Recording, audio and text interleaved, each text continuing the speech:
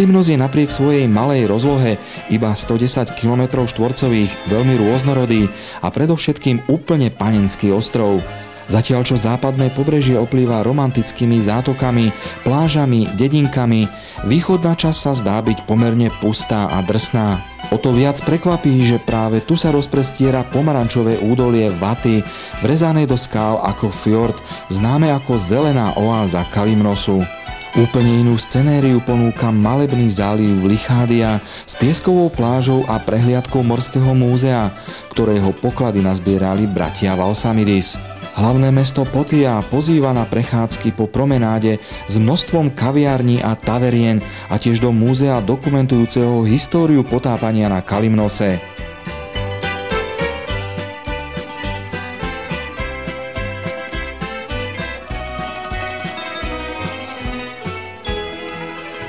Známe letoviská na západnej strane ostrova ako Myrtie, Masuri či Kantúny majú jednoducho tú správnu dovolenkovú vôňu a atmosféru. Turisti sem prichádzajú, aby spomalili svoj európsky rytmus v lenivom tempe tohto čarovného kúsku zeme.